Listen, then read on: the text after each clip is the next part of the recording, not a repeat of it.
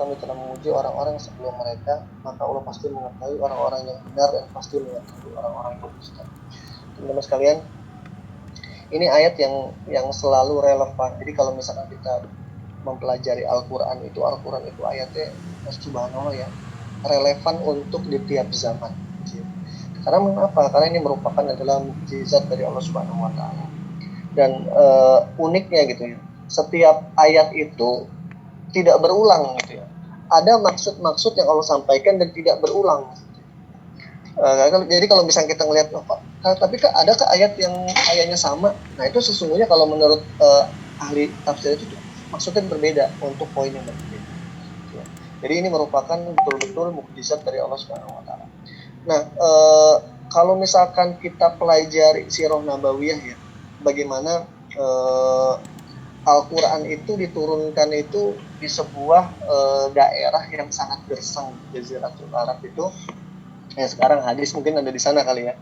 Mungkin kalau misalkan kita melihat saat ini itu luar biasa ya, kotanya sangat besar, sangat megah gitu ya, dengan dengan kendaraan, dengan gedung-gedung pencakar langit gitu. Tapi kalau misalkan kita melihat sejarah sebelumnya, itu kotanya itu beda sekali gitu ya. Kenapa sekarang itu berbeda dengan sebelumnya? Karena ditemukannya minyak bumi. Gitu. Dengan adanya minyak bumi tersebut, akhirnya kerajaan Arab Saudi ya, saat ini mungkin kerajaan Arab Saudi itu memiliki income pendapatan daerah yang sangat besar, dan akhirnya dari situ mereka bisa membangun kotanya dan mensejahterakan rakyat. Tapi itu sangat berbeda sekali dengan kondisi yang zamannya Rasul gitu ya. Kalau misalnya kita membayangkan gitu, mungkin kalau yang parah banget kan kalau yang daerah panas itu Afrika ya. Zaman dulu lebih parah lagi gitu. Kenapa? Karena memang kalau misalkan kita melihat sejarah, kondisi geopolitik ya, dan kerajaan-kerajaan besar di zaman Rasul itu didominasi oleh Persia dan Romawi gitu ya. Romawi itu terletak di sebelah barat dan Persia itu di sebelah timur. Dan kedua imperium, mungkin bisa disebut imperium ya. Imperium ini luar biasa. Mereka sudah ratusan tahun menjadi hegemoni dan menjadi trendsetter ya pada saat itu gitu. Dimana Romawi itu sendiri kiblatnya ada di Romawi Timur dan Romawi Barat. Nah, Romawi Timurnya itu adalah kota Konstantinopel dan Romawi Baratnya di Roma. Sedangkan untuk Persia juga sudah menjadi kerajaan yang luar biasa besar. Nah, beda sekali dengan Arab Saudi. Jadi Jazirah Arab itu zaman dulu itu dia tidak dilirik. Kenapa? Karena memang di sana itu gersang gitu ya. Beda sekarang ya, kalau sekarang itu mungkin sudah adanya minyak bumi gitu ya, sehingga mereka menjadi sultan-sultan yang kaya, tajir-tajir ya, sampai mungkin peliharaannya kalau kita kucing di sana harimau mungkin ya.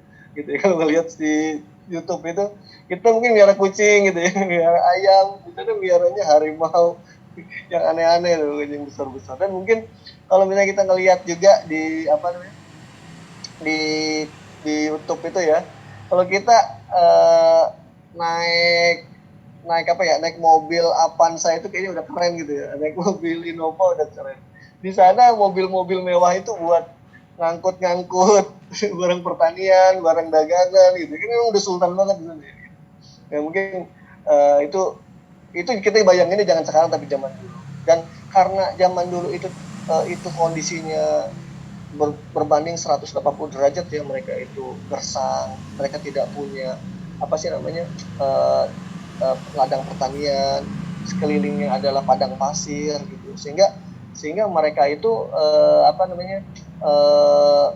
miskin lah, tidak miskin. Akan tetapi teman-teman sekalian, sesungguhnya mereka itu bukan berarti semuanya bodoh, bukan. Bahkan mereka banyak sekali ahli-ahli syair gitu ya. Jadi dulu itu ketinggian sastra itu dinilai dari kemampuan dia membuat puisi atau syair-syair. Dan bahkan ada perlombaannya. Jadi kalau misalkan mereka bisa bikin syair yang bagus, itu biasanya akan ditempel di dinding-dinding Ka'bah. Nah, teman-teman sekalian, itu sedikit gambaran, nanti bisa buka di kitab Riyadus, di kitab Sirah Nabawiyah, ada banyak kitab Sirah Nabawiyah tentang kondisi. Nah, yang jadi unik adalah teman-teman, kalau misalkan kita melihat asbabun nuzul dari surat Ad-Duha gitu ya. Jadi surat Ad-Duha itu Rasulullah itu sempat sedih gitu ya. Jadi Rasulullah itu sempat sedih. Kenapa? Karena Rasulullah itu sempat jeda tempo antara turunnya wahyu. Jadi wahyu itu sebenarnya turun hampir rutin tiap hari. Tapi dia sempat wahyu itu terpotong beberapa saat. Nah, seperti itu. Dan akhirnya Rasulullah itu bingung gitu ya, dan kemudian akhirnya turun surat Ad-Duha. Nah, yang jadi menarik ya, pas di surat Ad-Duhanya ini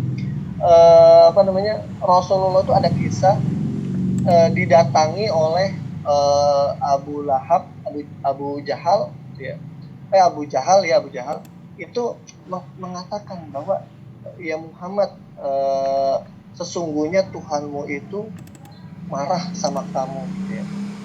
Dan sesungguhnya Tuhan kamu tuh sudah meninggalkan kamu gitu ya. Makanya kalau bisa kita baca surat Ad-Duha, teman-teman bisa buka surat Ad-Duha ya. Ini sedikit aja ya, biar motivasi teman-teman. Ternyata ada kisah di balik setiap ayat itu ya.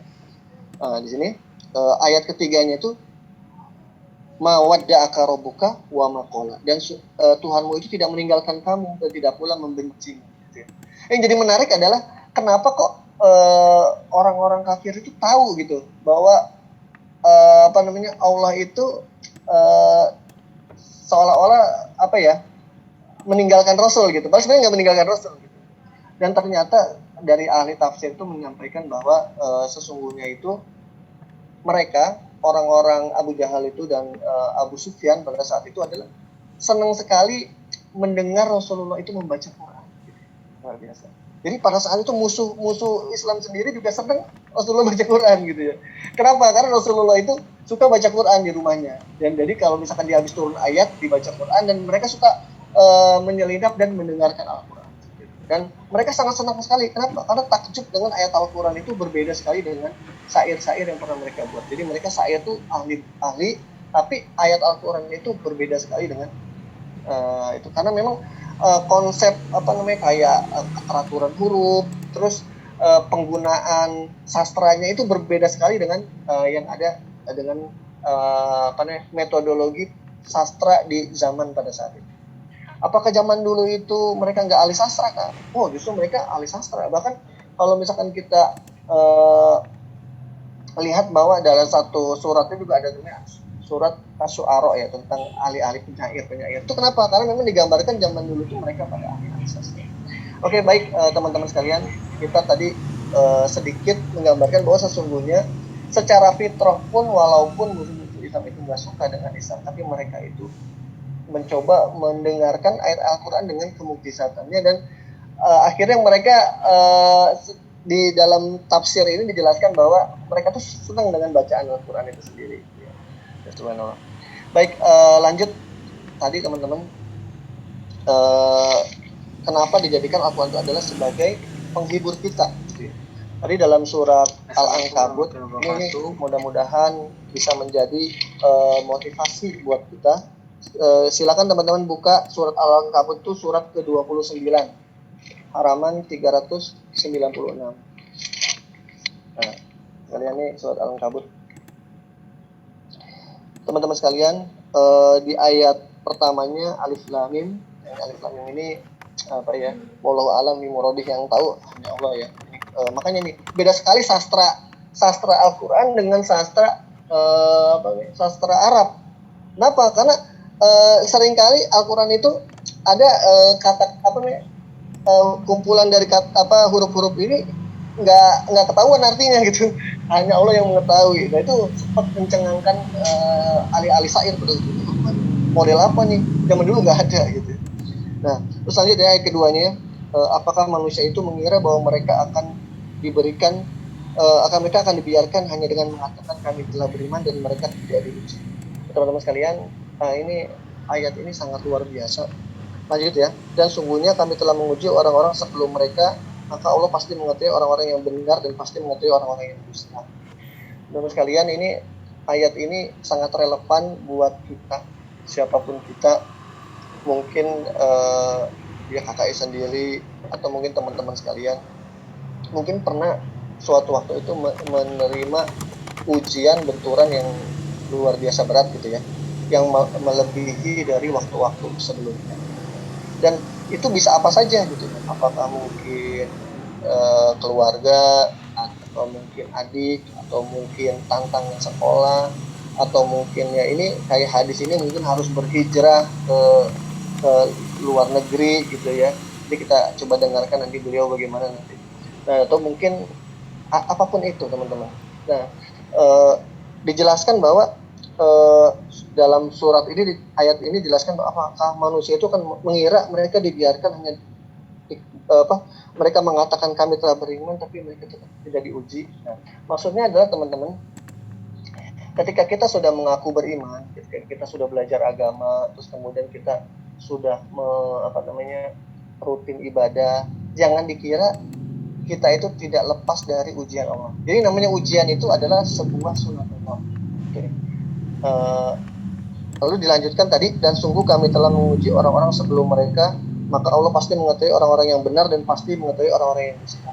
Ya teman-teman sekalian, jadi ujian yang diberikan kepada kita itu adalah merupakan betul ujian. Jadi apa ya, pembeda ya, penyaring, pemfilter apakah kita sudah benar dalam beribadah kita atau kita berdusta gitu. Maksudnya apa Kak? Maksudnya adalah mungkin pernah ya kita mengalami itu apa ya, Kak saya kan udah ibadah udah rajin ya, saya udah sering ke masjid ya, tapi kok ujian kok nggak lepas dari saya gitu. Dan ini adalah ternyata sunatullahnya ada di sini, dijelaskan di sini gitu ya, bahwa kita itu ketika kita sudah berjalan ke step ke hijrah kita ke arah yang lebih baik, kita nanti akan mengalami ujian itu sendiri. Dan justru ujian itu adalah sebagai untuk meningkatkan kualitas kita. Mungkin kalau Agim ya, kayak Jablo Gimnasiar itu pernah menyampaikan ya bahwa sekolah, dia mencontohkan sekolah ya. Apakah kalau kita mau naik kelas 2 ada ujian nggak? Ada. Kenapa itu? Karena untuk membedakan kita dengan kelas sebelumnya, atau untuk mengetahui kualitas kita seperti itu. Jadi kayak misalkan kita sudah lewat dari SMA, sudah masuk ke dunia kuliah gitu ya. Itu sebenarnya itu bagian dari ujian kita untuk meningkatkan kualitas kita. Jadi apakah itu tidak baik? Memang terasa berat, tapi itu adalah bagian dari cara Allah mendidik kita. Kurang lebih seperti itu.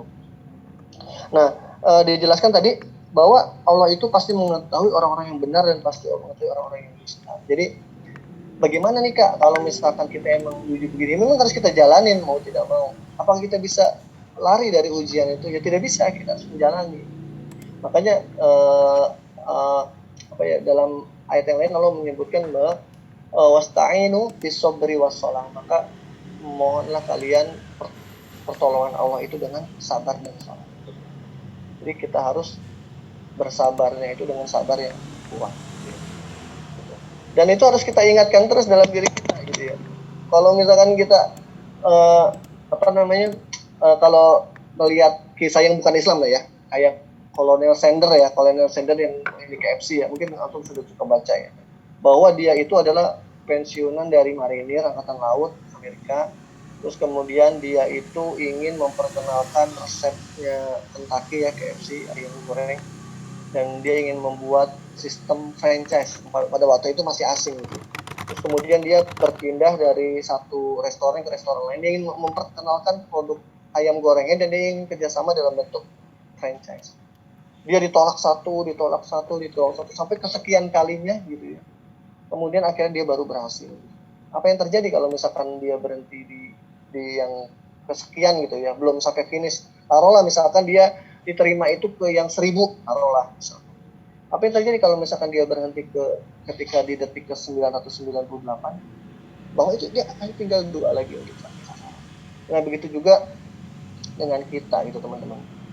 Nah teman-teman sekalian, apapun kondisi kita, ketika kita menghadapi masalah, yakinlah bahwa sesungguhnya ketika kita diuji itu adalah bagian dari kita untuk meningkatkan diri, meningkatkan performa kita, meningkatkan amal soleh kita, dan lebih jelas lagi adalah meningkatkan grade kita gitu. Mungkin grade kita dulu itu masih di level yang low ya. Dengan ujian itu kita akan meningkat menjadi level yang middle. Dan mungkin kalau sekarang kita ada di level yang middle, Allah ingin meningkatkan kita ke level yang advance seperti itu, dan terus. Dan yakinlah bahwa sesungguhnya apa yang kita kerjakan, apabila itu niatnya itu baik, caranya itu benar dan sesuai dengan syariat yang telah Allah tetapkan, maka yakinlah itu akan indah pada waktunya ya, akan berbuah yang sangat manis ketika pada waktunya. Sebagaimana Allah juga telah menganalogikan ya, Rasulullah menganalogikan bahwa kebahagiaan orang yang berpuasa itu ada dua, ketika dia berbuka puasa dan ketika bertemu dengan Allah Subhanahu wa taala.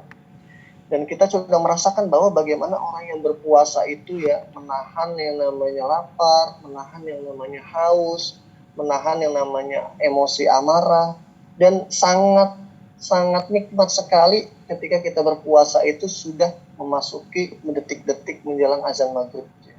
Kita akan sangat senang sekali, bahagia sekali. Bahkan kita mungkin menyediakan kolak, menyediakan kurma, menyediakan teh segala macam ya. Bahkan satu meja itu isinya makanan semua. Karena kita sangat berbahagia sekali bisa berbuka puasa. Dan kita sangat terasa sekali nikmat berbuka itu ya, luar biasa. Dan ketika kita berbuka itu kita sudah hilang perasaan tadi lapar banget ya. Udah ketika kita berbuka itu tegukan pertama itu udah hilang. Dan kemudian ternyata tidak hanya berhenti sampai situ, bahwa kenikmatan orang yang berpuasa itu adalah ketika bertemu dengan Allah.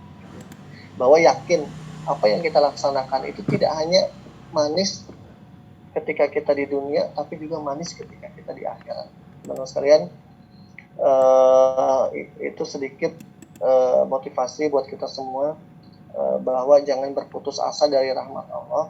Rahmat Allah itu sangat luas.